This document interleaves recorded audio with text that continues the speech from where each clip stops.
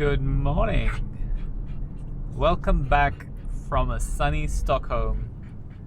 It's 6.5, 7 degrees in the morning. Well, it's 11:45, but it's been sunny all morning and it's been really great. In the car, obviously with the heating, it feels warm, and seeing the sunlight outside feels so lovely. Wow, there's a police guy with a gun standing on the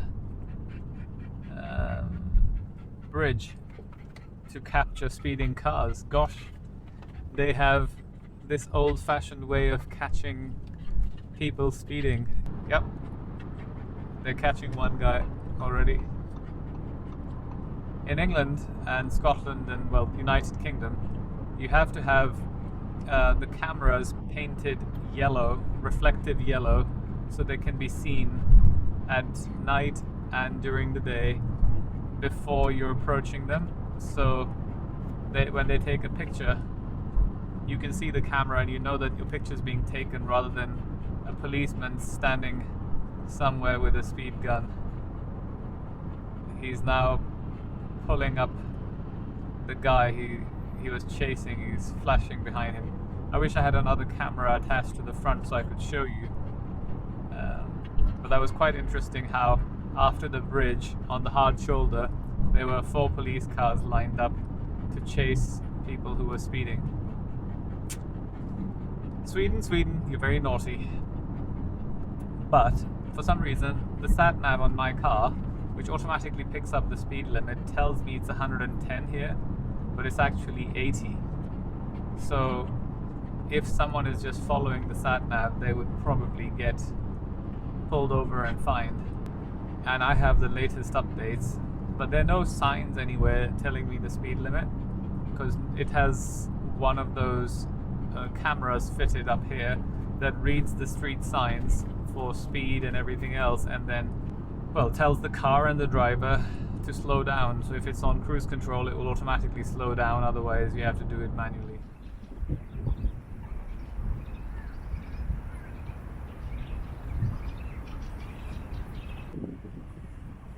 Looks like a crow, but I think it's a cross between a crow and a pigeon. Looks very different to our crows. It's not so black.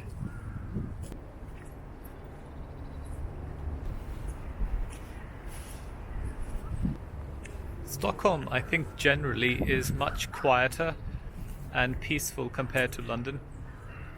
Someone was saying that the population of Stockholm is 1 million. I guess London is 7 to 9 million.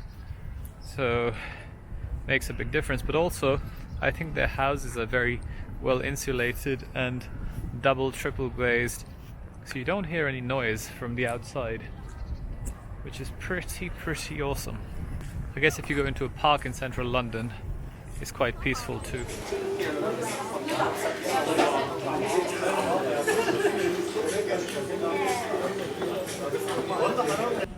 Okay, so I'm in a cafe, just had a sandwich and a frappuccino.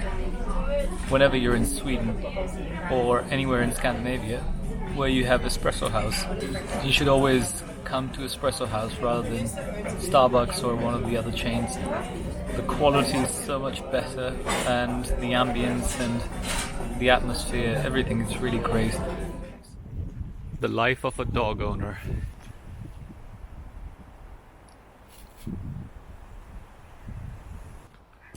Sunny, beautiful day in Stockholm once again, and I am taking the little pooch for a walk. That's the thing, having a dog.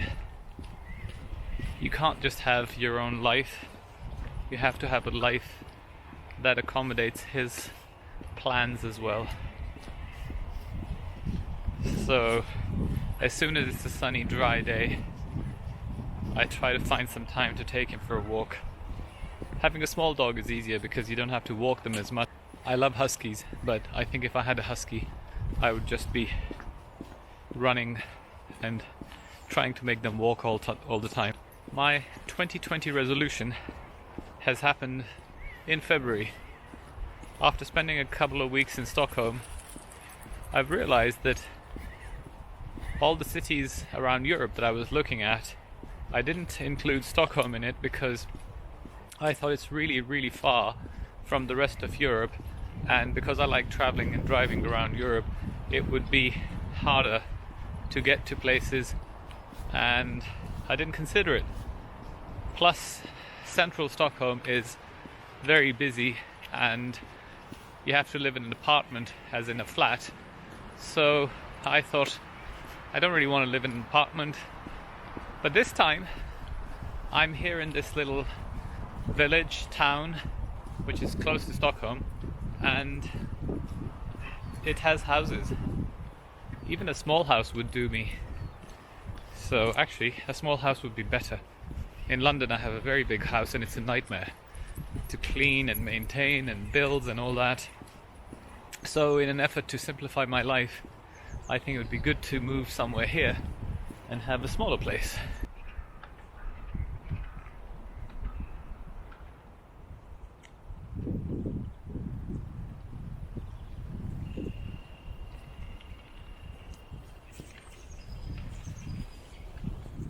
I was trying to fly the drone to show you this beautiful lake and this beautiful area, but unfortunately DJI makes the shittiest drones on the planet, even though they have such a big company.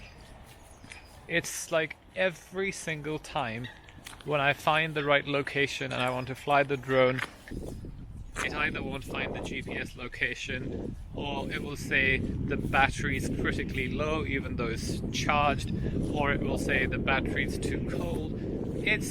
Sometimes it doesn't connect to the remote control. It's just one problem after another, and their customer service is so shit. As I mentioned before, they don't care. Unfortunately, there's nothing I can film to show you. One day some other company might make better drones, and then I'll buy one.